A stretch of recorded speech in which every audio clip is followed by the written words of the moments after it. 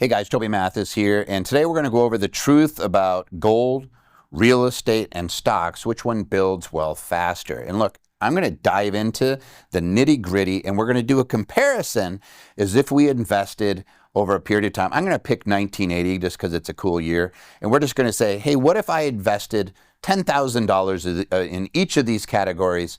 Which one am I doing the best on? Is there something that's obvious that I can learn about so that I can make really intelligent decisions going forward? So let's dive in. Number one, you always get this person at every cocktail party. There's somebody saying, I just invest in gold and silver. The dollar's going to zero. Yeah, let's talk about the dollar. So let's just go to 1980. Hey, we're in 1980, and we have $10,000. U.S. dollars. So let's compare each category. We'll actually do U.S. dollar. What is its purchasing power worth now?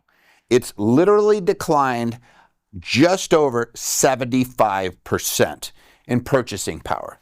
So the purchasing power of that is now about $2,500. So if you have grandpa that likes to put cash underneath his mattress, say, stop it. Stop it. Don't do that. It's melting. It's literally like ice. Inflation is making your investment go away. So then that brings us to Mr. Gold and Silver. And we're just going to call it gold. And we can figure this out. In 1980, what was gold at? Let's see. It was 1980. The gold price was about $8.50 an ounce.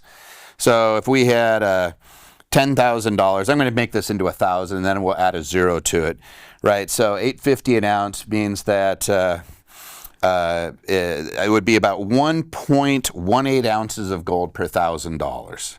So we could just use that as our basis. So $1,000 of gold would be 1.18 ounces times, times 850. That gets you to $1,000. Add a zero to it. So we would have 10.18 ounces of gold, or 11.8 ounces of gold, if we were doing 10,000. Now, what is that price today? It's right around $2,500. I'm not going to say today is the day, but that just tells me that the gold would be worth about $2,950 per thousand. So that gold, that $10,000, would be worth $29,500, which isn't too bad, right? You're saying, hey, it's really gone up. What is that? What is that percentage? That's just under 300%, right? We're like, what? Pretty decent. What would that be? 900 or 295%, which is about 2% per year. I'm just going to put that over here in the corner just so we can compare apples to apples. And if we were going to do this one, this is a big old negative. It goes down every year about 2%. Like, the cost of inflation. So then let's go to the next category of assets that everybody's told to invest in. If you're like me, you grew up with somebody saying you need to buy a house because that's the biggest investment you'll ever make. And I'm just going to say a house, in my book, is not an investment. It's not an asset. But they do go up in value, and you do need a house to live in. So whether or not you should rent or own, topic for a different video. But I want you to look at what happens to their value. So let's say that in 1980, the median value of a home was $64,600. So right around $65,000. What is it now? It's between $400,000 and $425,000 consistently. So we'll just say, what is that? If we'll just pick 422, which has happened to be the number that I grabbed out of my computer. So we'll say that you have grown approximately 550% over the years. So that little $10,000 that you put into your house is worth now a little over $60,000. So $10,000 would now be worth, what would that be? Around $60,000. So I'll just make it that. So I'm just going to put $60,000. And our growth is right around 4%. So pretty decent. It's not too bad. So I put $10,000 on a home. Now, I already know the real estate folks are going, but you're not buying it for cash. You could lever. I get it, but I'm saying if I invested and bought a $10,000 house, what is it worth now? it's worth 60 grand. It's gone up. So whatever you put that number, I'm just comparing apples to apples, and I want to look at the percentage of growth. Yes, there's leverage tools that you could use on anything, but I'm not going to play that game with you. We're going to look and compare asset category to asset category. Now, let's go over to stocks. So this is where it gets really unfair, and I can already hear the screams. And if you have a comment, feel free to put your comments below, because I know you guys, there's a lot of really smart people out there that are going to point out the leverage thing and, you know, the risk factor and blah, blah, blah. But I'm just going to compare the S&P over the years. I think the S&P has been around since, what, 1957. It's grown historically since its inception at just over 10.5%, right around 10.7. Whew. So we already know that it's going to be a tough one. Since 1980, it's actually closer to 12%, just to really freak you out. But that includes reinvesting something. So like you had a value out of the house, you got to live in it, right? With the stocks, we have a value. It's paying out a dividend that then gets reinvested under our scenario. Otherwise, these numbers would be a little bit different. I'll go over what those are.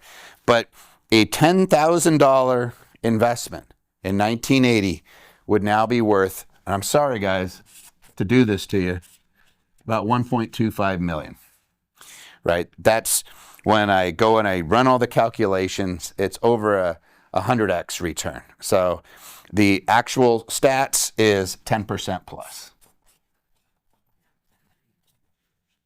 I'm not going to sit here and fight with you guys. You guys can go do your own research on it and you can take a look. But when you reinvest, when you don't reinvest dividends, you're right around a 7.4% return. When you do reinvest those dividends, it gets up there. And again, since 1980, it's 11.6% growth from what I've seen. Now, I'm not the greatest guy at math, and I use AI, and I use charting and everything else, and I do the very best I can, but that seems to be pretty consistent. That's a big chunk. Now, when I compare those, obviously, there's a huge difference, and all the gold people are screaming right now. But it's a hedge against inflation. Yes, gold's a hedge against inflation. Your money didn't melt, but it didn't grow either, right? If you had US dollars, it melted. Your gold prevented the melting. Congratulations. That's great. I'm not saying don't have gold. I have a 10% category for cash or cash equivalents where Bitcoin and gold lives in my diversification schedule, but it's not something that I sit there and say I can't really count on it for retirement. Right? It is a hedge against inflation, but you just see it like we're on different planets here when we start comparing these things. Now, the next one is going to be a little more controversial, and that would be investment real estate. And so I'm just going to put real estate invest down here. And this is real estate that has a compounder included. And if you don't know what a compounder is something that is paid out not just the increase in value, but it's something else that's like a little kicker. So a compounder on real estate investments is going to be rents, right? You don't have a compounder on a home because unless you're renting it out to somebody else. On stocks, it's your dividends, and sometimes when you write covered calls on it, like if you're a Kevin Simpson fan and you're following Devo or some of those types of ETFs, I am. I love being a stock market landlord and getting that compounder. That makes your growth go up, and I'll show you what those lines look like. If I am showing you lines, and this is stale growth, this is zero, right? Your US dollar is doing this over time. It's going down in value. Your gold and your house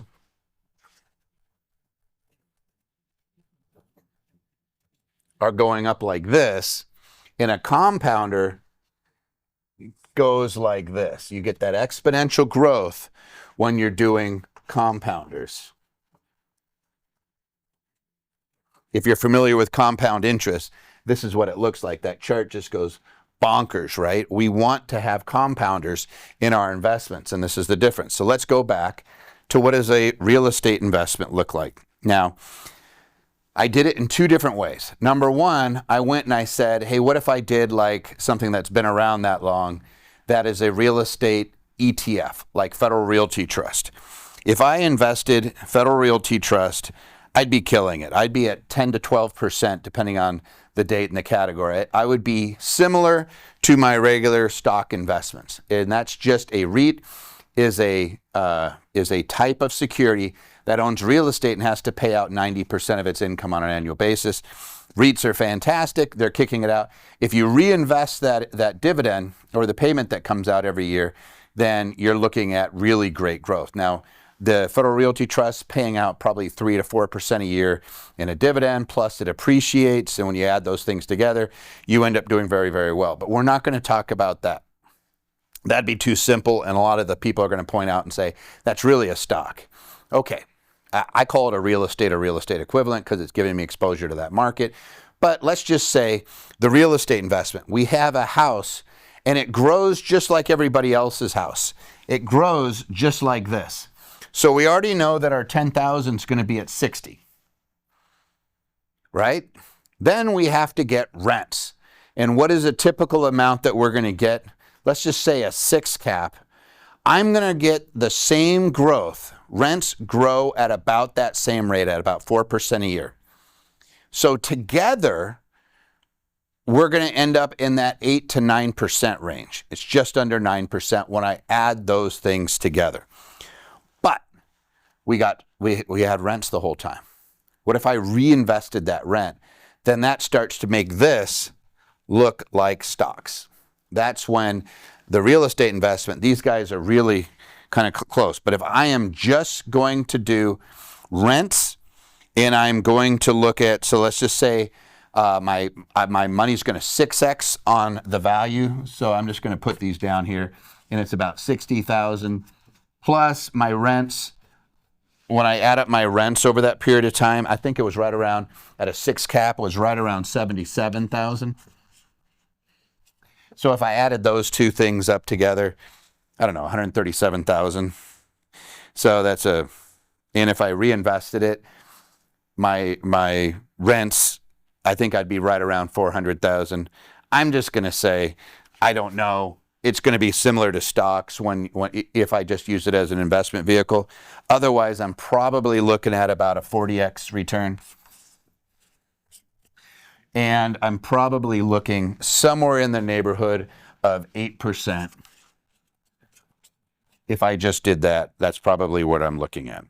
I'm not going to spend any more time discussing that one because there's a big component of these that we're not even talking about, which is the tax benefits. One of the cool things about real estate, which I can't do with stocks, I can do it with my home and with real estate investments, is that quite often you could avoid the payment on gain.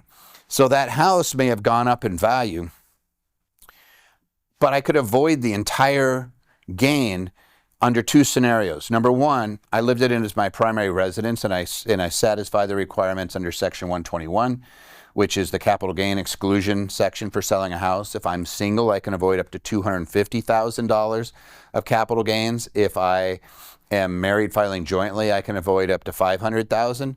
But I generally don't have to pay tax when I sell a home on that gain. On real estate investments, I could avoid the payment of tax on that by doing something called a 1031 exchange, which means I sell my real estate and buy more. The same doesn't hold true for stocks. One of the things about stocks is as it's kicking me dividends throughout the years, and there's a big chunk of that gain there, there is a tax liability that comes along. So I'm not smart enough to do that math. I'm just saying that if you're in an IRA or a 401k, you're not really worried about it. You're going to pay tax when it comes out. But on real estate, I may never pay tax on the rent because of depreciation or on the gain because of 1031 exchanges, which makes real estate become more attractive to some people. Here's another reason people like real estate, because those gains are assuming that I put cash down and I bought something like, in my example, I used $10,000. I used $10,000 of investment. What if I levered? And I levered $10,000 down into a $100,000 investment. Now my numbers look completely different and real estate starts to look really attractive, which is why you have guys like Robert Kiyosaki saying they have $1 billion of debt. It's leverage to buy more real estate because the real estate's paying off any of those notes, they're not paying it off. They're letting the income from the rents pay it off. And their cash on cash return becomes ridiculously high.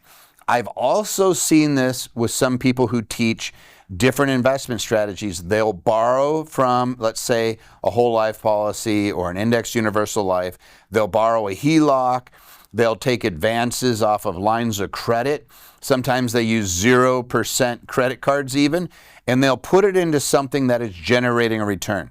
Sometimes it's stocks and they're doing covered calls, which is too risky in my world.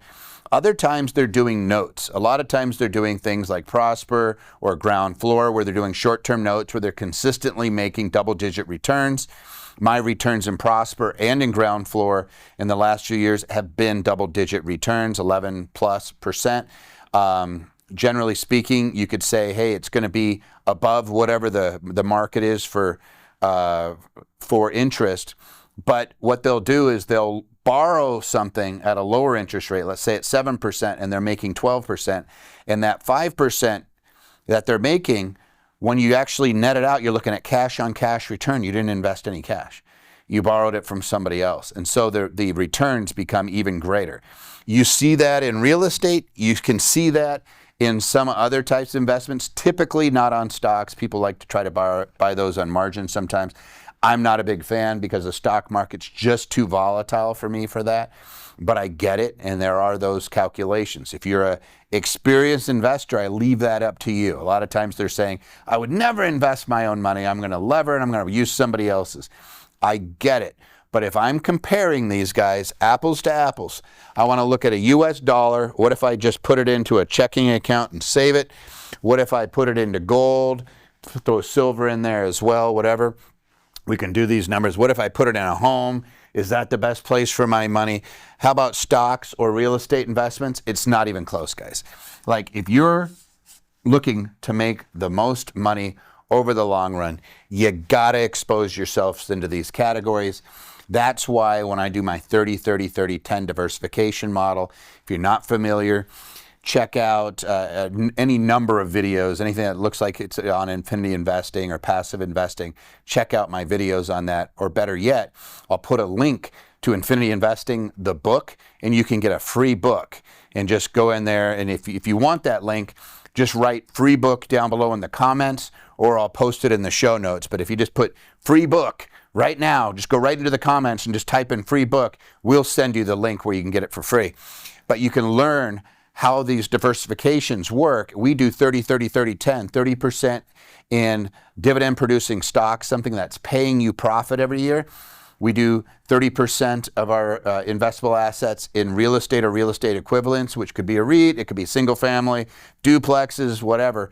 You throw it in there. 30% is in managed money, which means you're following somebody else's lead. You're not making your own investment decisions. This could be hiring a money manager. This could be doing an ETF. This could be mirroring somebody's portfolio. I have people doing Nancy Pelosi's sometimes, and they've done very, very well, right? So sometimes you're just mirroring somebody else's portfolio, or you hire somebody to manage it. You're just separating yourself from making all the decisions. What we found is people tend not to do irreversible harm when they're diversified that way. And then 10% is in cash or cash equivalents.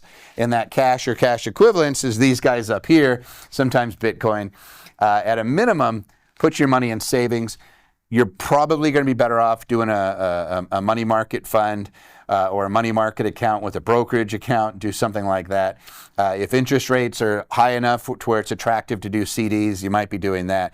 But you're trying to offset what goes on in this melting that occurs here. You want to have some hedges against inflation. Look, guys, I just threw a lot at you, and I understand it. If you like this type of content, please like and subscribe, and we'll continue to give you new ideas and go over the actual facts as opposed to hype. Look, I'm a tax attorney. I don't really, at the end of the day, I want my clients to be successful. I don't have a dog in the fight as to what they're investing in. I look at it saying, where are you going to get your best result? It's pretty clear when you're looking at dollars and cents where the best results are. That's why we teach it. If you want to learn more, please like and subscribe. And if you know anybody that could benefit from this information, please share it. And as I said, Just type in free book and we'll send you a free PDF version of Infinity Investing, and you can learn how to invest just like the wealthy.